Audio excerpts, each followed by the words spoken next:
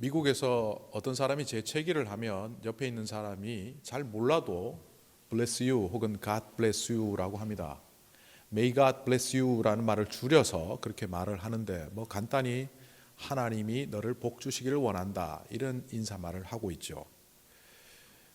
이거 왜 하게 되었을까 궁금했었습니다.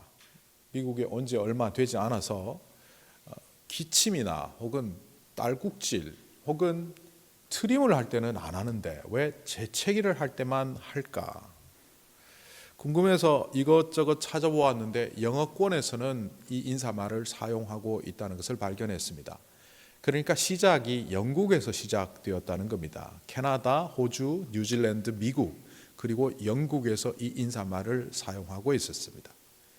동일한 문화권이라고 할 수 있는 독일, 프랑스, 이탈리아, 스페인 같은 데서는 다른 인사말을 하고 있습니다. 딸꾹질을 재채기를 하면 독일어 같은 경우에는 Gesundheit라고 합니다. 이거 우리말로 하면 야 건강 챙겨 이런 말입니다. 스페인이나 다른 지역에서도 건강 챙겨 이런 의미로 health라는 단어를 사용하고 있습니다. 근데 유독 영어권, 영국을 중심으로 형성된 영어 나라에서는 재채기를 하고 나면 God bless you를 한답니다. 궁금해서 또 찾아보았습니다. 어디서 시작됐을까? 그런데 그 기원이 아주 다양합니다. 그래서 학자들도 신빙성이 없다고 합니다. 이게 어떻게 시작됐는지 정확히 모르겠다고 합니다. 이른바 전설의 고향이라는 거죠. 전설의 고향이 뭡니까? 용바위가 있어요. 용같이 생겼네. 그리고부터 얘기가 시작됩니다. 전혀 근거 없이 옛날에 하늘에서 용이 내려왔다가 못된 짓 하다가 굳어갖고 된 것이 저 뒷살이다. 이렇게 만들어내는 것처럼 이 God bless you도 조금 전설의 고향 같은 그런 느낌이 있습니다.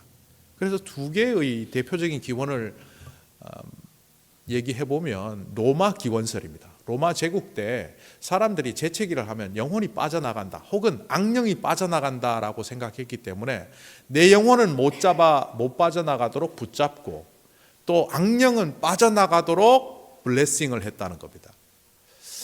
전설의 고향입니다. 또 하나의 기원은 조금 근거가 있습니다. 590년 그 무렵부터 시작되었다고 하는데 중세 유럽에 흑사병이 돌아서 많은 사람들이 죽고 할 때 당시의 사람들은 흑사병의 초기 증세가 재채기라고 알고 있었다는 거죠. 실제로 그렇지 않습니다. 의학적으로는 그렇지 않은데 사람들이 재채기를 하면 흑사병 걸리나? 이렇게 생각을 해서 God bless you를 해주었다는 그런 기록들이 있습니다. 그런데 이 미국의 학자들이 God bless you를 갖고 미국의 예법과 관련해서 조사를 하고 연구를 하는데 그들의 결론은 어떤 기원이든지 확실하지 않기 때문에 이걸 기원을 찾아서 신빙성 있게 할 필요는 없지만 그 인사하는 의미는 상당히 중요하다. 그래서 미국 사회가 이것을 계속 지켜나가야 될 예법 중에 하나다. 이렇게 기록해 놓은 것을 볼 수 있었습니다. 제가 그런 궁금증을 갖고 2014년 무렵에 인도네시아 단기 선교를 다녀온 적이 있습니다. 저 혼자 선교사님과 동행해서 선교지를 둘러보았는데 어느 날 그 다음 날 청년들에게 강의할 것을 준비하는 것이 좀 미진했던지 선교사님이 새벽 3시 무렵에 제가 잠을 자고 있었는데 깨우지 않으려고 화장실 그 앞쪽에서 불 켜놓고 바닥에 엎드려서 강의를 준비하고 있는 모습을 보았습니다. 그래서 제가 자다가 그러지 마시고 나 괜찮으니까 저기 호텔방에 있는 책상에 가서 좀 하십시오라고 했더니 네 그럴까요 하고 옮기다가 타이로 찬바닥에 엎드려 있었던 것이 몸에 안 좋았는지 앉자마자 재채기를 에치 하고 몇 번을 하는 것을 보았습니다. 그러고는 이 선교사님이 내가 그것 때문에 잠이 완전히 깼다고 생각했는지 목사님 미안합니다 이러는 거예요. 근데 저는 아차 God bless you를 할 걸. 그러니까 학자들이 말하는 거는 이겁니다. 기침이나 이를테면 트림 같은 거는 자기가 조절을 할 수 있는데 재채기는 부지불식간에 나오기 때문에 어떤 사람이 그걸 하면 무한할 거다. 그래서 그 미안하다고 말하기 전에 그 사람에게 God bless you를 함으로 그 미안함을 떨치게 하는 배려로부터 이 인사는 의미가 있다. 이렇게 풀이하더라고요. 제가 그 선교사님이 미안합니다 하는 그 장면에서 야, 내가 God bless you를 했으면 저분이 thank you를 했을 텐데 I'm sorry를 하네. 이처럼 하나님께서 우리에게 주신 단어 중에 복이라는 말이 있습니다. 이 복은 다른 사람들을 위한 단어입니다. 하나님, 내가 복받게 해주시옵소서. 대부분 우리는 이렇게 기도하지만 안 믿는 사람들도 복받으려고 애쓰고 예수 믿는 우리들도 복받기 위해서 애쓰지만 실제로 성경에서 우리에게 주어진 이 복은 다른 사람을 축복하는 용도로 사용하라고 주신 단어입니다. 무슨 근거로 그렇게 하느냐? 마태복음 10장에 보면 예수님께서 제자들을 세상 속으로 보내시는 파송하는 장면이 나옵니다. 제자들을 파송하시면서 여러 가지 당부를 하셨는데요. 그 중에 가장 대표적인 당부는 어떤 집에 들어가면 그 집에 평화를 빌며 인사하라라고 했습니다. 헬라어 문화권에 있던 그들이 헬라어를 사용했을 겁니다. 물론 예수님과 제자들은 아람어를 같이 사용하긴 했지만 로마 제국 자체가 헬라어 문화권이기 때문에 헬라어로 인사를 한다면 그들은 에이레네라고 했을 겁니다. 에이레네라는 헬라어를 우리말로 번역하면 평화라고 합니다. 그런데 그 뜻을 정확히 보면 prosper, 번영이라는 의미가 더 강합니다. 그러니까 에이레네는 우리말로 평화라고 번역하지 말고 다른 말로 번역해야 된다는 겁니다. 그래서 헬라어 사전을 찾아서 면밀히 이 단어를 분석해 보면 이 단어는 평화의 의미도 있지만 그 숨은 뜻은 번영에 가깝고 그 상태로 말한다면 가장 복된 상태, 축복된 상태를 표현하는 말이 에이레네다. 평화를 빌어주라라는 말로 에이레네라고 말하는 이 인사는 결국 bless you라는 말과 똑같다는 말입니다. 어떻게 이들이 복을 빌어줄 수 있을까요? 그들은 가진 것도 별로 없었고 예수님께서 소유를 많이 갖지 말라고 했기 때문에 이른바 무전취식에 가까운 여행을 했던 사람들입니다. 그런데 이들이 어떻게 복을 빌어주는 존재가 될 수 있을까요? 제 경험 속에 보면 2009년도에 시리아를 28일 동안 전도 여행을 다니며 배낭여행을 했었습니다. 지금은 전쟁 내전이 일어나서 여행을 할 수 없지만 그때만 해도 내전 전이기 때문에 여행을 다녔습니다. 집집마다 찾아다니면서 사람들과 만나고 또 기회가 되면 복음을 전하고 했었는데 제가 뭔가를 줄여갔다기보다는 오히려 그 집에서 저를 접대해주고 맞아주고 이 사막의 문화이다 보니까 나그네와 여행객들을 재워도 주고 밥도 줍니다. 물론 돈을 안 받습니다. 제 마음에 이런 생각이 들었습니다. 이 사람들을 도와주고 뭔가 좀 전달하려고 왔는데 오히려 이 사람들에게 폐를 끼치네. 밥도 먹고 잠도 자고 이 사람들이 정성껏 섬겨주는 그 섬김의 자리에 서 있는 내가 과연 이 사람들에게 도움이 되나 아니면 폐 끼치러 다니나. 그런 저에게 창세기 12장을 통해서 주님은 큐티할 때 알려주셨습니다. 밤에 혼자 고요히 어느 집에서 큐티를 하는데 하나님께서 아브라함을 파송하시던 그 장면을 떠올리게 하셨습니다. 창세기 12장에 보면 하나님께서 아브라함을 파송하시면서 너의 친척 본토 아비집을 떠나 내가 지시할 땅으로 가라고 하시면서 그에게 복을 주십니다. 그리고 이렇게 말씀하시죠. 내가 너로 큰 민족을 이루고 너에게 복을 주어 네 이름을 창대하게 하리니 너는 복이 될지라. 예전의 번역에 복의 근원이 될지라 이렇게 번역을 했었고 저는 여러분에게 이것이 아브라함 너는 복이다. 예흐예 츠다카라는 이 히브리어를 근거로 너는 복이다라고 하나님께서 아브라함에게 선언하셨다고 알려드렸습니다. 이게 여러 번 반복되었기 때문에 오늘은 히브리어 문법을 조금 더 깊게 건드려 보면 예흐예 이거는 비동사인데요. 그러니까 영어로 바꾸면 become이 됩니다. 그러니까 너는 복이 될 거다라고 되어 있는 명령형 구조입니다.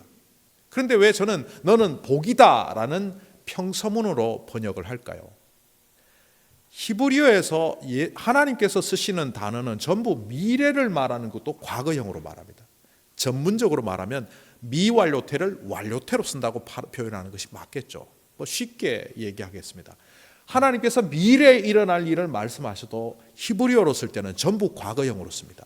왜? 주님의 말씀은 이루어지는 것이 100%이기 때문에 그것은 이루어졌다라고 보는 거죠. 너는 복이 될 거다라고 하는 명령형은 결국 너는 복이다라는 성취 문장이기 때문에 저는 그것을 너는 복이다라고 번역합니다. 그리고 하나님은 아브라함에게 말씀을 이어가십니다. 너를 축복하는 자에게는 내가 복을 내리고 너를 저주하는 자에게는 내가 저주하리라. 다르게 쉽게 번역하면 너를 맞아들이는 자는 그 사람이 복을 받을 것이고 너를 내치는 자는 그 사람이 화를 당할 것이다. 왜 그렇습니까? 아브라함이 복입니다. 그래서 아브라함을 영접하면 그 사람이 복을 받은 게 되고 아브라함을 내몰면 그 사람은 복을 차버린 꼴이 됩니다. 시리아에서 여러 곳을 다니면서 가정 방문하듯이 저는 전도 여행을 다녔습니다. 거기에 절반 이상의 가정이 예수를 믿게 되었습니다. 어떤 때는 귀신이 나가기도 하고 어떤 때는 병자가 고쳐지기도 하고 저도 깜짝 놀랄 만한 그런 일들이 일어나면서 모든 가정은 아니지만 대략 절반 조금 넘는 가정이 예수님을 영접했습니다. 저의 알량한 아라비어 실력으로 저의 알량한 영어 실력으로 그들을 전도하는데 성령님께서 역사하셔서 그들을 믿게 한 거죠. 주소를 적고 연락처를 적어서 선교사님한테 전달을 하며 앞으로도 계속 그리스도로 남기를 기도했었습니다. 그리고 보니까 저는 그 집에서 무전 취식하는 밥 얻어먹는 존재가 아니라 나로 인하여 그 가정이 복을 받고 나로 인하여 예수 생명이 그 가정에 들어간 것을 보니 저는 복이고 그들 또한 복을 받은 자들이 되었습니다. 이처럼 교회는 복의 통로가 되어야 됩니다. 내가 복받기 위한 통로가 아니라 내가 복받아서 잘 사는 그런 집단적 탐욕의 공동체가 아니라 다른 사람들을 잘되게 하기 위하여 나의 복을 나누어 주는 자가 되어야 합니다.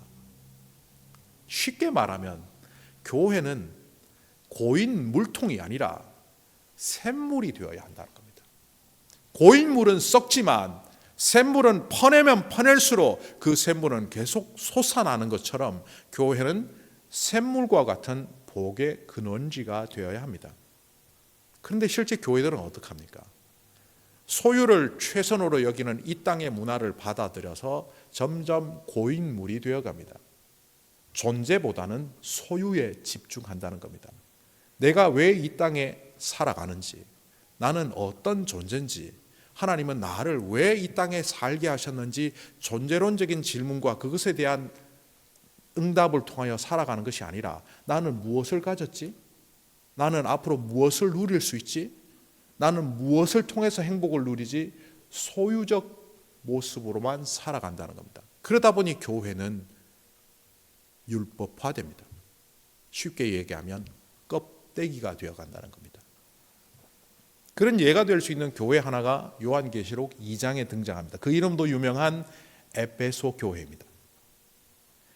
이 교회는 장점이 참 많은 교회입니다. 성경에 나온 자료들을 보면 당대의 최고 사도였던 바울이 교회를 창립했고 그 다음 후계자로 뛰어난 설교가이며 젊은 청년 사역자였던 디모데가 사역을 했으며 후일에는 사도 중에서도 뛰어난 자로 알려져 있는 요한 사도가 에베소 교회를 중심으로 7교회를 섬기는 일이 있었습니다.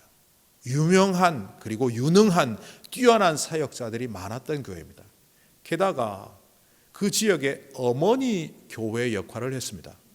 제가 예전에 요한계시록에 나오는 7교회를 외울 때 에서보두 사빌라 해서 이렇게 7개의 글자로 했는데 그 첫 번째가 바로 에베소, 서머나, 두아디라, 라우디게아, 사데, 빌라델비아, 하여튼 저는 첫 글자만 외웁니다. 에서보두 사빌라.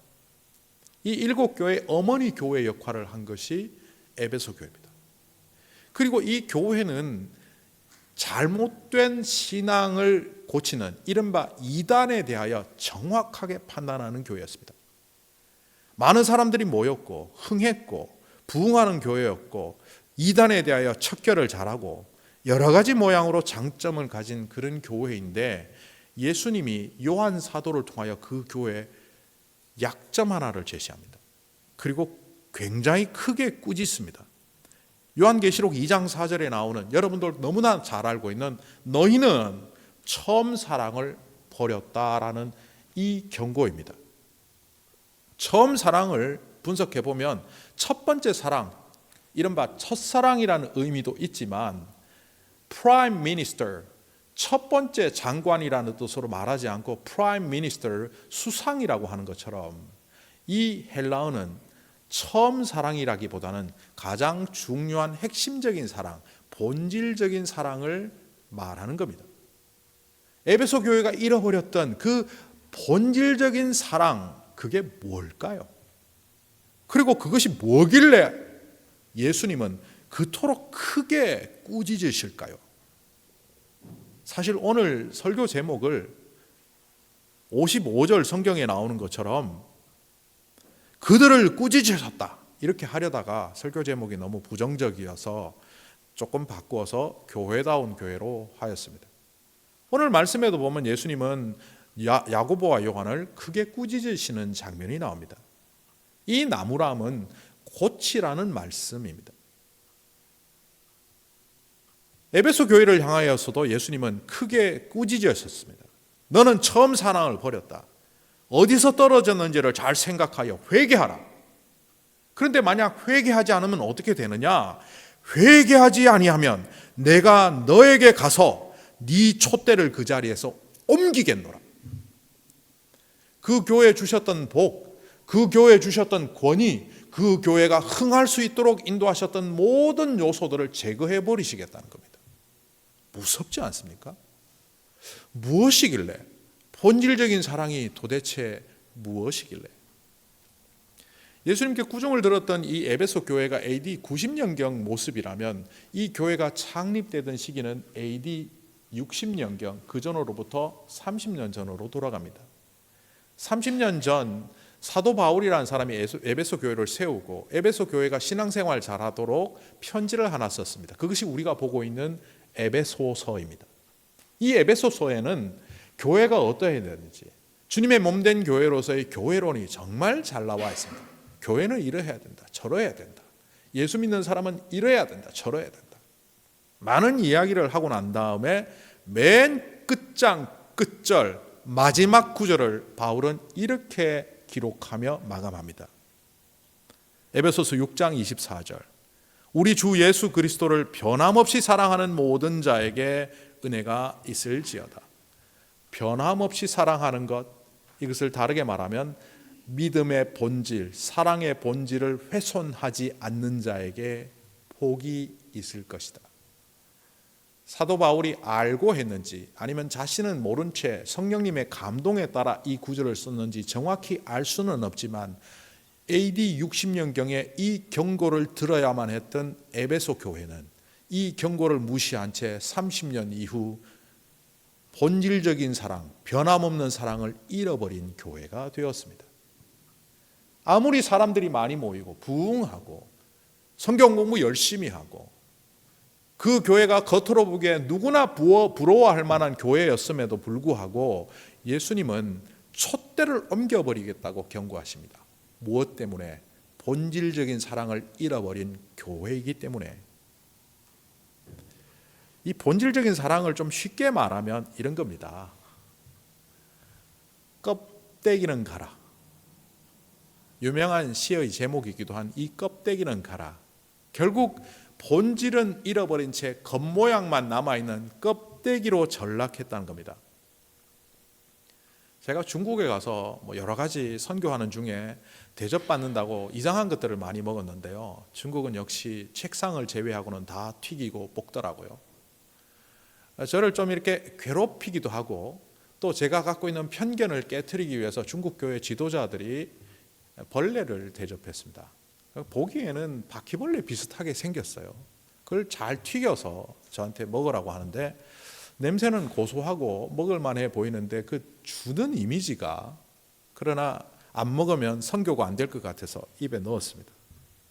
껍질이 딱딱해요. 씹는 순간 속은 물 같은 게 쭉 나왔더라고요. 그런데 맛있어요. 예, 생각보다 맛있어요.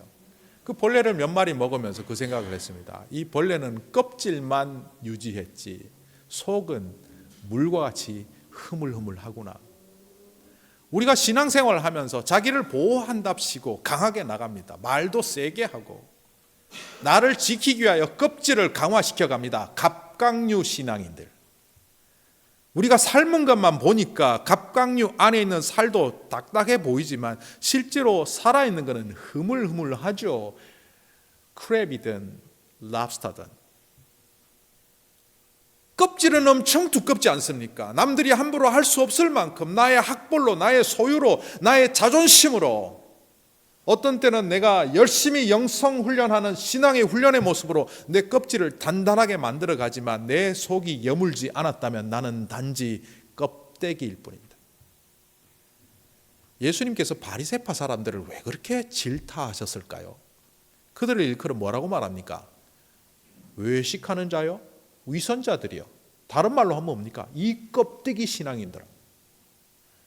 예수님 당시에 대략 한 6천 명 정도의 바리새파 사람들이 있었다고 합니다. 그들은 콩이 열알이 생기면 그 하나를 하나님께 드리는 11조를 정말 잘하던 사람들입니다. 가난한 자들을 돕기를 애쓰던 사람들입니다.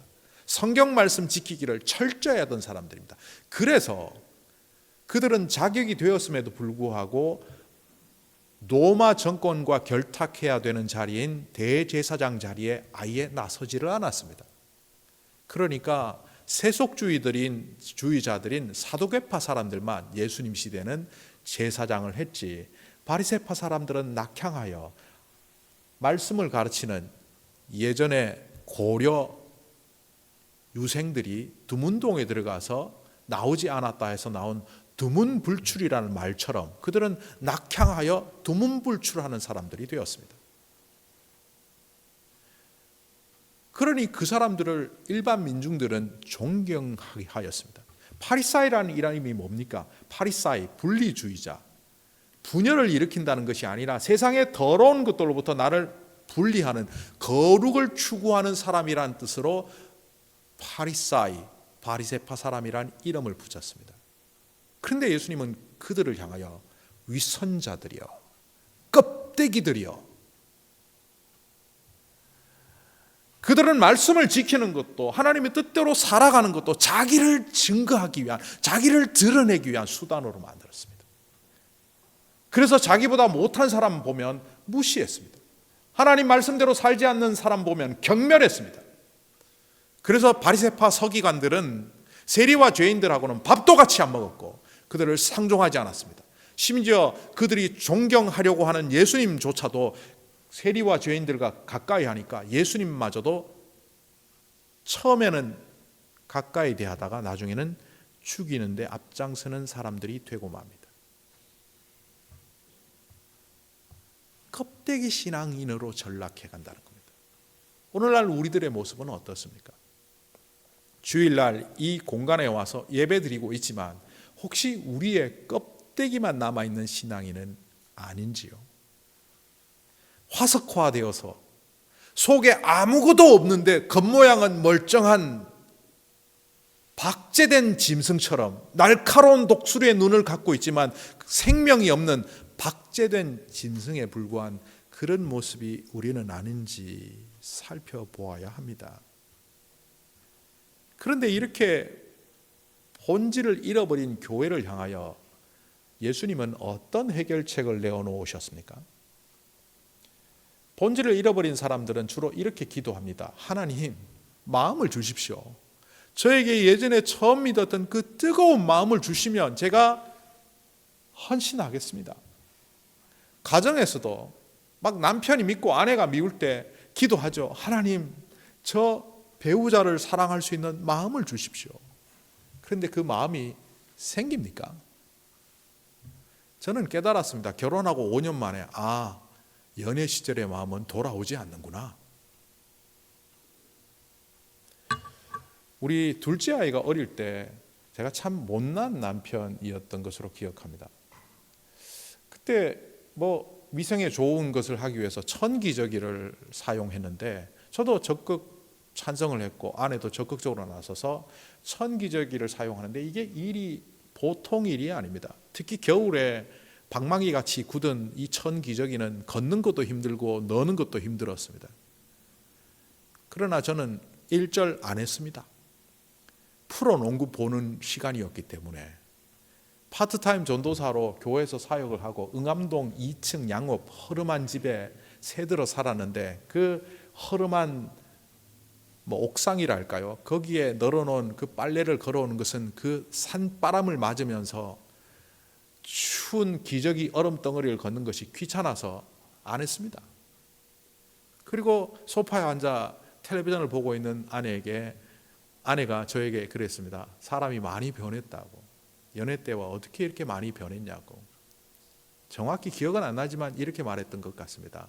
사랑은 변하는 거야. 그때 그 셀폰 광고 중에 사랑은 움직이는 거야 이런 게 있었거든요. 그러니까 통신사 옮겨라 이런 걸로. 사랑은 움직이는 거야. 그리고 제가 그렇게 말했던 기억이 납니다. 어떻게 연애하던 때로 돌아갈 수 있냐고. 애 둘 낳았는데 뻔뻔하기 짝이 없죠. 그런 상태에 있는 사람들이 늘 그럽니다. 마음이 회복되면 옛날처럼 할게. 절대로 안 됩니다. 그래서 예수님은 요한 사도를 통하여 뭐라고 말씀하십니까? 어디서 그것이 변질되었는지 잘 생각하고 회개하여 너희의 처음 행위를 회복하라. 제가 만약 연애 시절이었다면 이때 어땠을까? 생각해 보니까 텔레비전 안 봤을 거고 뛰쳐나가서 기저귀를 걷어왔을 것 같다는 생각이 들어서 마음은 전혀 없는데도 속으로 투덜대면서 나가서 기저귀를 걷다가 마음이 바뀌는 걸 경험했습니다.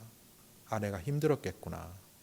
참 이 시원찮은 남편 때문에 또 애 키우느라 얼마나 힘들까. 파트타임 전도사로 겨우 한 달에 40만 원 갖다 주는데 생활비도 안 되는데 아내는 일해서 생활비도 벌어 애도 키워야 돼. 철없는 아들 같은 남편 도와야 돼. 그게 느껴지더라고요. 처음 행위를 회복하니까 내가 연애할 때라면 이렇게 했을 텐데 라고 행위를 옮겨가면서 하나씩 해갈 때 제 마음속에 마음이 솟아나는 것을 경험하는 적이 있습니다. 오늘 말씀에 등장하는 요한과 야고보는 뜨거움이 있는 사람들입니다. 그 뜨거움은 이기적인 뜨거움이죠. 제자 그룹에 속해 있지는 않지만 예수님이 전하는 말씀을 듣고는 능력을 체험한 이후에 사람들에게 복음을 전하며 병을 고치는 자가 있다는 소식을 들은 이후에 요한은 나서서 말합니다. 그 사람 금지시키겠습니다. 우리 그룹에 속하지도 않았는데 함부로 복음을 전하고 다니고 능력을 행하고 다닌다니까 제가 가서 못하도록 막겠습니다. 부끄럽지만 저도 이 같은 일을 했었네요. 제가 고등학교 2학년 때입니다. 그때만 해도 특히 한국의 또 포항이라는 지방 소도시에서 문화라는 것은 교회를 통해서밖에 습득이 안 되던 시절입니다. 교회 전혀 안 다니는 애들이 여학생 한번 만나보겠다고 캠프장에 가서 텐트 치고 해변가에서 수련하는데 따라오겠다고 그 6월 달쯤 되면 교회 등록을 그렇게 하는 거예요. 수산업 고등학교를 나오신 분들은 감안하시고 양해하시고 들어주십시오. 그때 제가 다니는 학교의 시절에 인문계 고등학교 말고 수산업 고등학교가 있었습니다. 거기에 조금 노는 애들, 껄렁껄렁한 애들이 왔습니다. 제가 그래도 조금 이렇게 센 편이어서 그 아이들을 교회 화장실 뒤쪽으로 불러냈습니다. 야, 너 우리 교회 왜 왔니? 어쩌고 저쩌고 수련회 가려고 왔지. 너 다음 주에 오지 마. 3명을 쫓아버린 기억이 납니다. 제가 대학교 가서 이거 굉장히 회개했습니다.